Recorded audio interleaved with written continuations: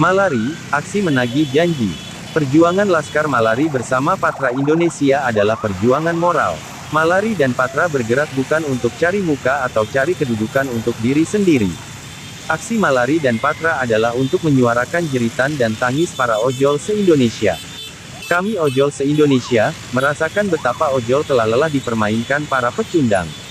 Pecundang korporasi, pecundang birokrasi, bahkan pecundang di lingkungan ojol sendiri. Buktinya, sampai hari ini, kami dibiarkan bagai anak tiri. Anak tiri yang sejatinya yatim piatu dalam mengadu nasib. Kami dibiarkan tak berdaya dipermainkan aplikator. Laskar Malari dan Patra berjalan lurus, tak peduli banyak yang coba menggembosi, banyak yang menyalip di tikungan. Banyak yang berdagang sapi. Patra Indonesia, bersama Laskar Malari konsisten dan komitmen terhadap kepentingan bersama, kepentingan kaum ojol se-Indonesia, yaitu memperjuangkan adanya payung hukum yang bisa melindungi profesi yang digeluti. Melindungi dari arogansi korporasi, melindungi dari kesewenangan aplikator, melindungi dari berbagai ancaman ketenagakerjaan, kesehatan dan keselamatan. Pemerintah Indonesia, jangan hanya jadi penonton atas penderitaan ojol. Jangan jadi penonton korporasi berbuat bengis dan lalim kepada ojol. Kalian yang di atas sana, selama ini pilih kasih, kalian memuji dan menyanjung aplikator, yang kalian juluki unicorn dan detakon. Kalian gak peduli ketika aplikasi itu memeras kami. Pemerintah pilih kasih, buktinya. Kalian gelontor dana 4,3 triliun rupiah kepada detakon itu. Untuk apa 4,3 triliun rupiah itu? Gak ngaruh untuk kami kaum ojol. Malah, mereka semakin kejam kepada ojol. Semakin sadis mem-PM kami. Semakin bernafsu memotong pendapatan kami. Presiden Jokowi, dengarkan jerit tangis kami. Pandanglah wajah kami. Sambangilah rumah kami. Presiden Jokowi, jangan terlalu percaya pada para menterimu. Banyak di antara mereka yang tak becus bekerja. Banyak yang culas mikir diri sendiri.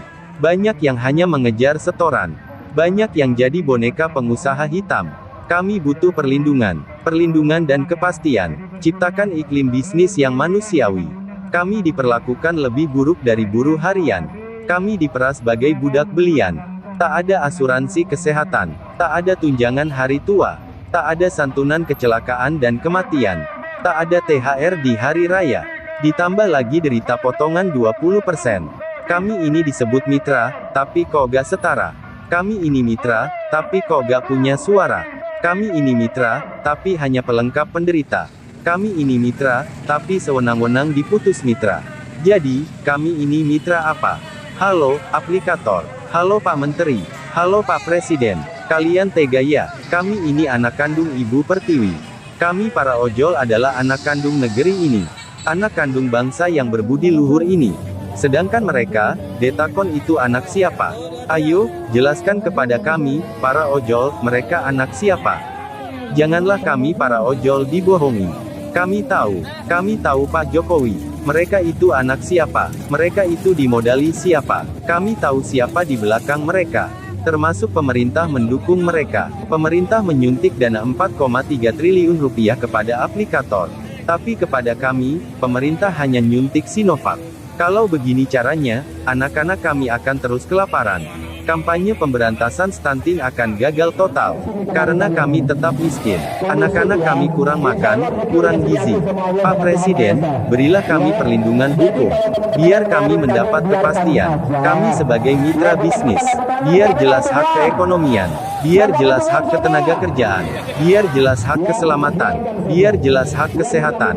Biar jelas hak kesejahteraan. Pak Presiden, Pak Menteri, Pak Gubernur, Pak Anggota DPR Wakil Rakyat, Pak Polisi, Pak Jaksa, Pak Hakim, Pak Wali Kota, Pak Lurah.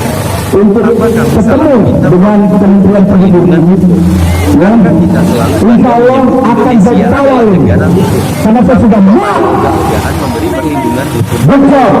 Semoga Allah Subhanahu wa Ta'ala Tuhan Maha Esa selalu membimbing dan menunjuk kita, baik teman-teman ojol, teman-teman dari aparat kepolisian dan TNI, ya, maupun musbida yang ada di sini.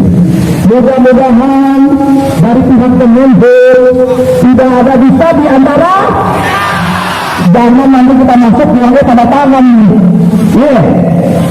Kalau kayak gitu gimana kita kalau kita pakai kartu tuh?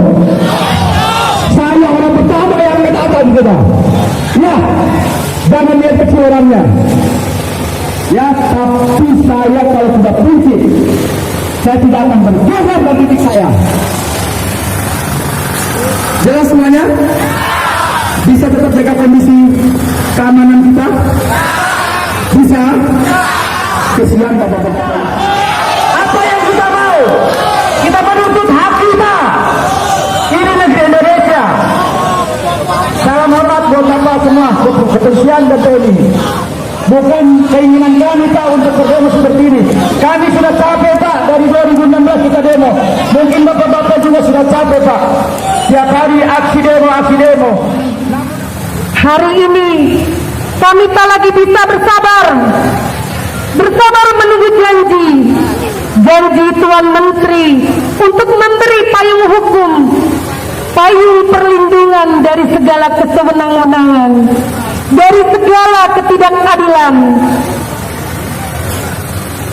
Kami kaum ojol, pemakan buah si malakama, selalu ditindas dan diperah kaum aplikator. Tanpa alasan dan penjelasan kami diputus mitra.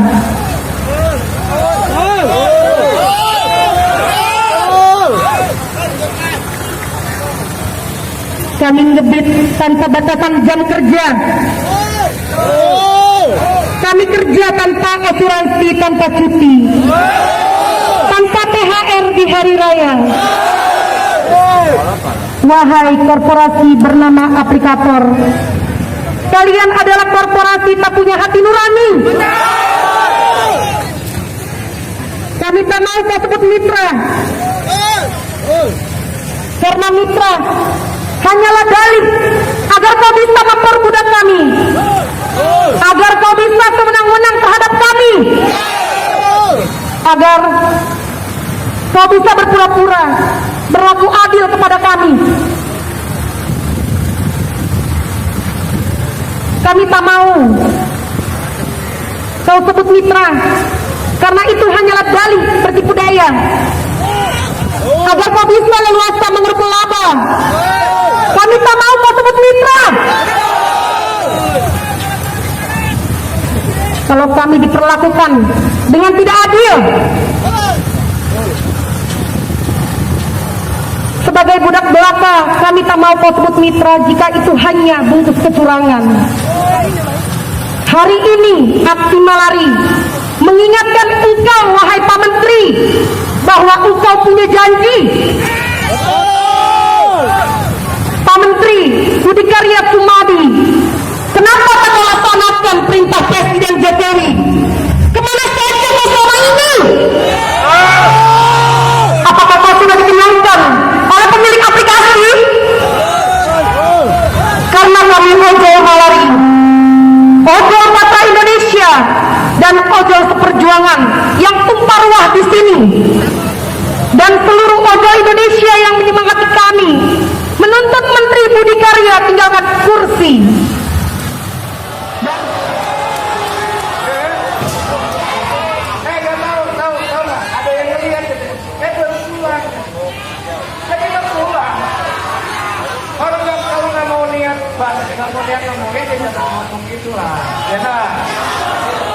Diinginkan.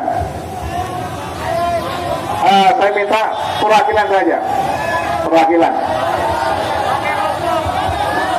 saja, silakan. Ya, silakan. Apa saja, dan kemudian nanti kita cari jalan keluarnya. Ya, selamat.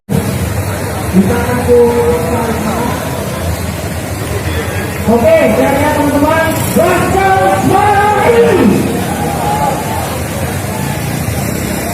Oke, hidup Laskar Malari, lanjutkan perjuanganmu. Terima kasih rekan-rekan, silakan untuk kembali ke tempat masing-masing dengan tertib. Jaga keselamatan, selamat sampai di tujuan. Sekali lagi dari kami Polres Metro Jakarta Pusat untuk menyampaikan terima kasih. Dalam berkendara, jaga keselamatan, indikator sebagai mitra bagi pekerja. terima kasih. Nanti saya akan komunikasikan dengan Kementerian Tenaga Kerja. Ya, itu bukan ranah saya.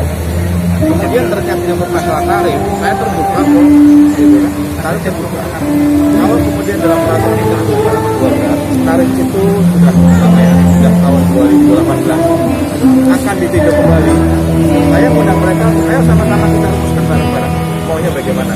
Karena juga kalau mungkin saya memutuskan tidak sesuai, dampaknya juga kepada para pekerja. Jadi artinya saya harus komunikasi dengan banyak pihak, terutama Innova, kemudian juga dari beberapa asosiasi, termasuk juga dari unsur yang lain.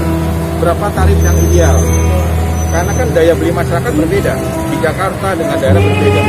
Dan peraturan ini tidak hanya di Jakarta aja, di beberapa daerah. Makanya kita bagi biasanya zona 1, zona 2, zona 3, di mana masing-masing zona ada perbedaan. Dan yang baiknya kita dalam peraturan Menteri Perhubungan ini, saya bukan top down, bottom up. Jadi mereka, para asosiasi, saya libatkan dalam perumusan ini. Bukan ini inisiasi saya sendiri, bukan pemikiran saya sendiri, pemikiran bersama. Hanya persoalannya kadang-kadang asosiasi kan banyak nih, tidak hanya 10, 20, mungkin banyak banget. Nah, saya terbatas untuk bisa merumuskan ini dengan memanfaatkan atau menggunakan dengan keterlibatan beberapa asosiasi.